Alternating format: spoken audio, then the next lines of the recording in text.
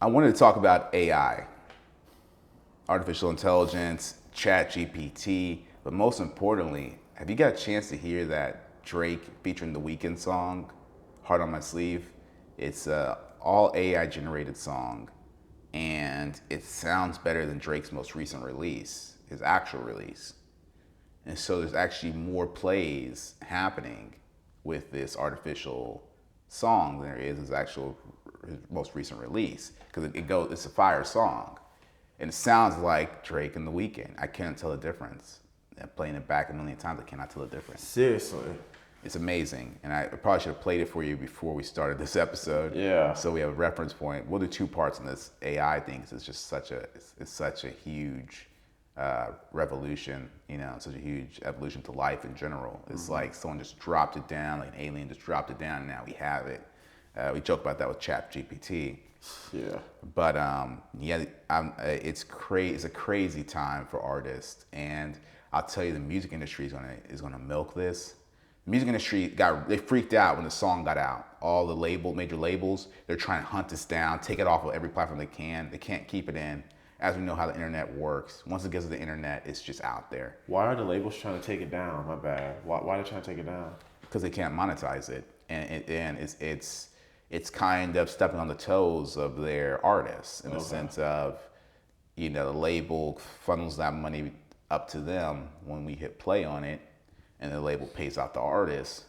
But if user 6624 creates a song saying it's Drake featuring The Weeknd, and it's a fire song, and he made it all on his computer, that revenue goes to the guy who uploaded it. And that revenue doesn't go to Drake or The Weeknd. I'm sure that Drake and The Weeknd are both just laughing because to them, They don't care. they're both well over 100 million. Yeah, they don't care. They don't care, but the labels see this as a huge threat because now we have Ariana Grande doing Controller, which is Drake's song. We have Drake doing Munch, which is like an Ice Spice song. We have like all these different artists that are doing these songs never did, but it sounds so real. And with that and it's funny because I had a friend of mine. He's a producer from St. Louis. We worked out here on my early songs, and phenomenal producer. And he told me this back in 2018. He said that soon enough, you're just gonna record your voice one time, and from there it'll be all AI. And you just, this kid already had the foresight. So soon you're gonna be able to record your voice, and it's just gonna all be AI from there. They can just make the whole song without you. Yeah. And I used to just wonder why he'd always talk about that. And the reason why he did, because he's a producer, and any producer knows what it takes to make a record, and how much bending and how much sound engineering goes into it. I say all this to say, right after this episode, we're gonna go listen to this song. We'll come back with a part 2 on this. But for this conversation, let's just talk about ChatGPT alone. Yeah, for sure. And I wanted to feed off one point you said. My acting teacher, he's gonna get mad at me for saying this. He's also a voice actor as well. He believes it's all acting. He says there's no difference between voice acting and acting. Mm-hmm. But he's also done some voice acting before, voiceover work. And he said that a lot of companies are doing exactly what you said, that what you just said, that they're gonna take, all you gotta do is record one line, and that they can just use that line, use your voice from that line and just bend it and forward it however they want, where you're not going to be in the studio for like 8 hours a day doing voice work and all that stuff for a character. They're just going to do it for you. And my acting teacher says that's dangerous because it's not going to feel like that a character's on screen. It's going to feel like it's just my voice. And he said there's so much more to voice acting than just your voice.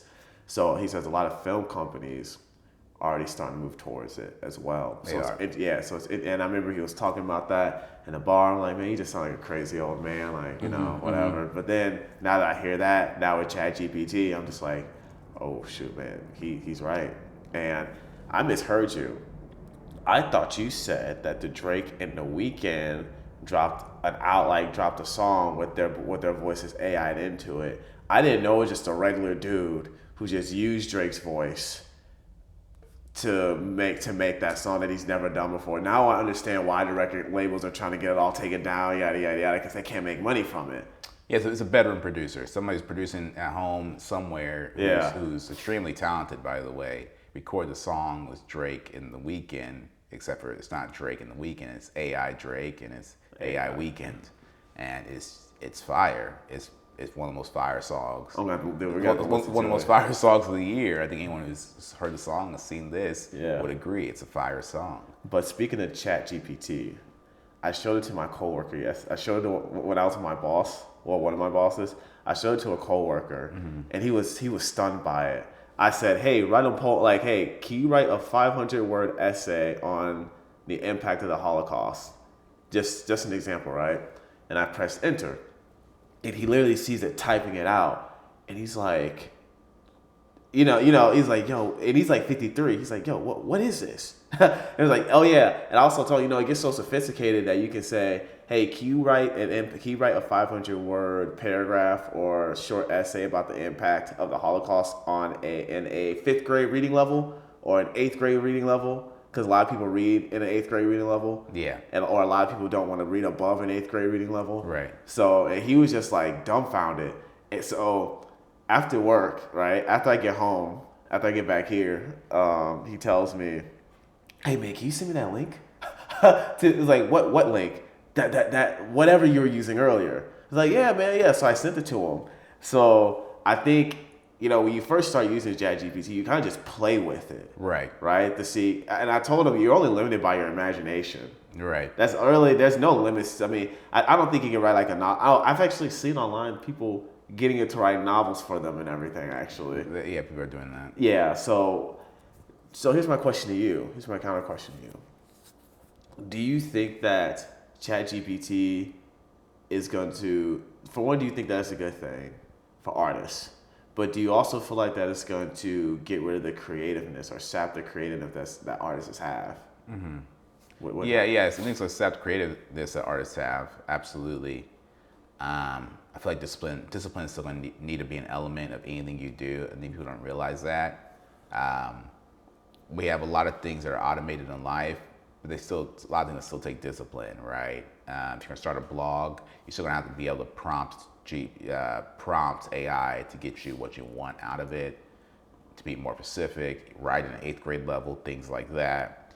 So it's still gonna take you showing up every day, right? Yeah.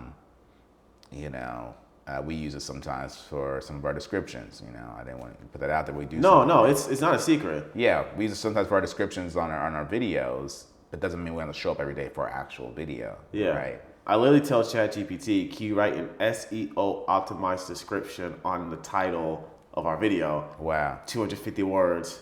It writes out 250 words. You have to use SEO optimized. Can you come up with an SEO optimized title for this type of topic? See. So that's why. Yeah, and it spits out 10 different options, and I just picked the one that's closest to. That's sick. Yeah, so you can use it. I learned that from that mastermind that I'm a part of. Yeah. So it's all about prompting. That's where the new jobs are. The new jobs are going to be in prompting AI, prompting ChatGPT, prompting those. And the last thing I want to say is I didn't realize when ChatGPT surfaced or got to me, I had a coworker who was calling me ChatGPT. ChatGPT for the past 5 months. I just never knew why he kept calling me that. He's an older guy. I was like ChatGPT said it to me every time he sees me. Like it's like a nickname. He calls me. I just never knew what he was talking about. Then finally I saw like an article, like a news article about ChatGPT. And I was just like, oh, that's what he called me? That's corny. But I finally got it and started looking on the platform and I realized what it was. But what I didn't realize is it was a wave of AI.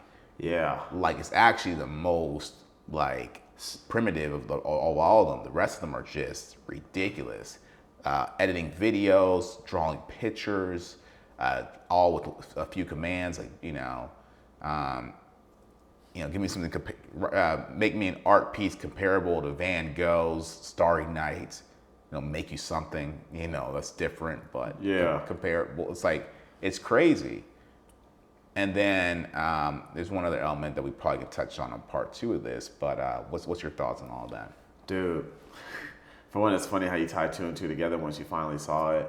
And dude, when I first started using ChatGPT, I was like, I was working on the story and I was a little bit stuck. I was like, hey, can you write me a 3-act structure for this type of idea, yada, yada, yada. I didn't actually think it was going to do anything. Then it just spits out Act 1, boo, boo, boo, boo, boo. Act 2, boo, boo, boo, boo, boo, boo, boo. Act 2, Part 2, boo, boo, boo. I'm like, yo, what?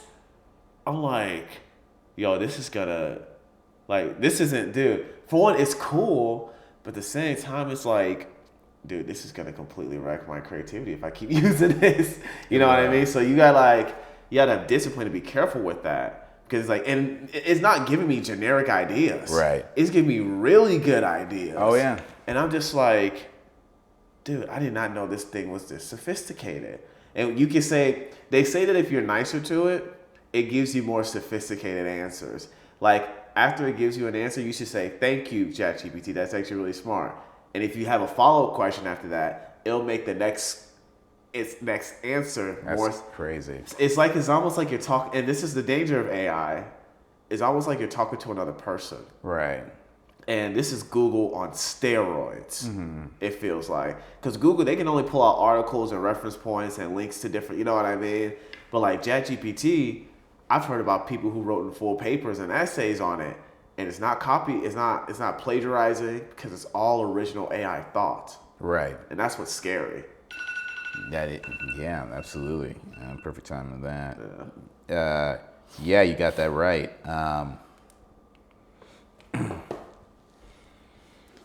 Yeah, AI is just And it's free. It's free. There's no difference between the free version that we're using, right, and the paid version. Right. That's $20 a month. That's what the guy told me on the mastermind. But I'm pretty sure that's going to be a bigger gap eventually as the technology gets more sophisticated. Right. Where the paid version, where you pay that $20 or whatever a month, it's going to be unreal. Oh yeah. It's already unreal. I can't imagine how you can even take it higher. Yeah, it's unreal already. I want to say, it can go so many different directions. It kind of reminds me of how the movie like Joaquin Phoenix. Her. And yeah, exactly. It reminds me of Her. It's going to get to that point fairly quickly too. Within the next 5 years, it's going to get to that point.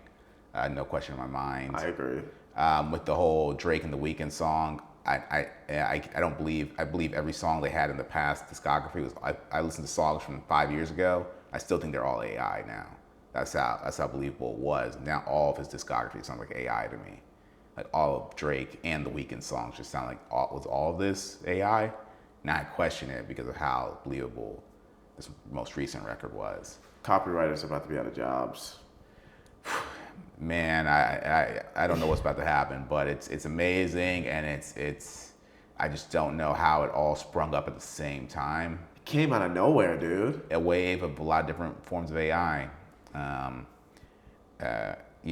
So the great part about this is, it's